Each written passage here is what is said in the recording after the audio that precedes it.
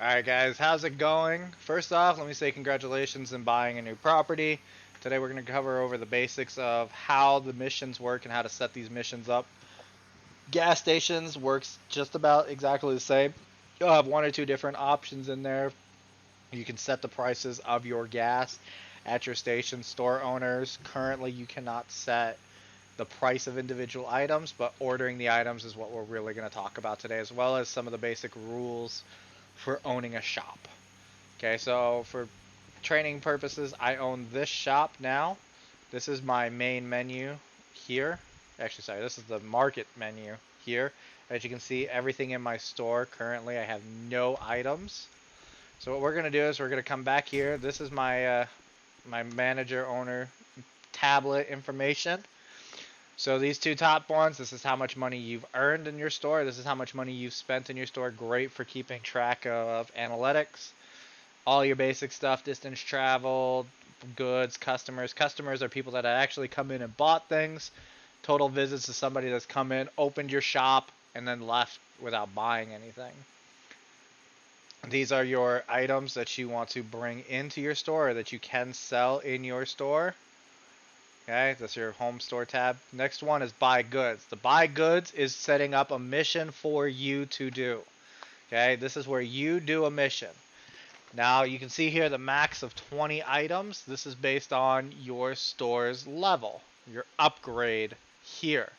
Okay, as you can see here, you can see the different capacities.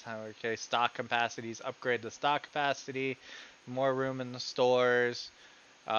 Your products will be sold only when someone comes to your stores. Truck capacity upgrades the truck capacity to get better trucks to transport larger amounts of goods. This one is going to affect you and you alone. Okay? All of these are for your store, not for people doing missions for you. Okay? And discounts is how much you pay stuff for. Okay? So how much you buying the items for, you get a discount. So back up here on the buy goods, if I wanted to buy goods, okay, I need money in my store. So what I'm going to do is I'm going to come up here. We need to put money in my store. Cash register, cashier, right here. My store has $0 in balance. I'm going to put $50,000 in my store right now. This is going to pull money from your bank. Okay, you don't have to have cash. It'll pull it straight out of your bank. Now I have $50,000 that I can buy goods. You can only buy one item at a time. So let's say I want to do bread. I want to do the max 20 bread here. Okay, I'm going to start this. Okay, and now you're doing a delivery style mission. Here's your truck. Okay, bigger trucks, bigger vehicles allows you to carry more stuff. We're going to use a little admin ability here just to go through this mission really quick. Okay, here's where I have to go to buy these items. So I'm going to pop myself right around this corner just so that we're not, having an hour, 50-minute long video to do this. So actually it's around back. Okay, so we're going to go ahead and pull around back. Right there, that red marker. This is where I have to go buy my goods from. Now it changes, so you could be buying items from anywhere in the city. Here's my items. Put my items in the back of my van. Okay, now I take my van back to my shop. Okay, there's my shop right there. Again, little movie magic for you. Boom. Now I can go in here, deliver. Mission's done. Those 20 items are now in my store and available for sale. So we look. Right there, 20 bread in the store. Okay, so those are your missions. It costs me only the amount of items, whatever I'm doing. Okay. Oops, wrong button. Okay, so I just took out those 20 breads. Okay, boom. Alright, so this costs me per unit right there. You can get that price down a little bit. You can get this number up a little bit so you can take bigger items. Now, right here, the higher. So I want to set a mission for bread. I'm going to set this mission reward. So we're going to do bread loaves. I can only do a max of 20 no matter what I upgrade my shop to. I can only do a max of 20. So we already know that if I go over here and look at our cashiers, so 20 bread costs me 40 bucks. Okay, that's how much it costs me to sell it. Now, when I'm selling goods, go back out here, how much does bread sell for currently? Okay, bread sells for $4 a piece. I'm paying $2 a piece. I'm going to double my money on that. So if it costs me 40 bucks to buy all this bread, okay, and then I'm going to sell the bread, I'm going to make $80. So it's $40 profit. I'm going to say 20 bucks. I'm going to go ahead and create this job. Oops, put my bread back in there. 20 bread, create job. Now, this job costs me 60. Alright? I'll end up making 80 once I sell all the bread. But this job is now for somebody else to go do. Okay? They come to this marker, wherever yours happens to be in your store, the job marker. Which, in this store, this particular store, I'm not sure where it is, because I think this is the gas station marker.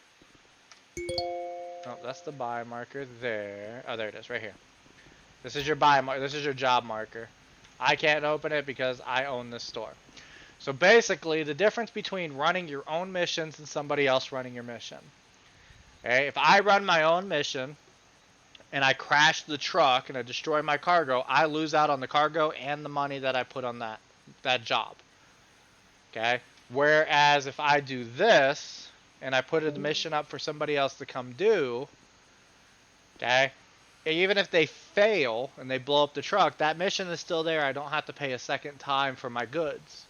So there's a balance here of I can pay somebody to do my goods for me and I will always get those goods. Just depends on how much I pay, determines how fast I get them when somebody comes and does my mission. Or I run it myself, I don't have to pay any extra, and I could even get my discount if I upgrade my shop that way. But I run the risk of blowing up my goods if I suck at driving. Which also brings us into a server rule. Okay, the server rule is you cannot use your other characters to do that outside mission. Okay, you cannot do it.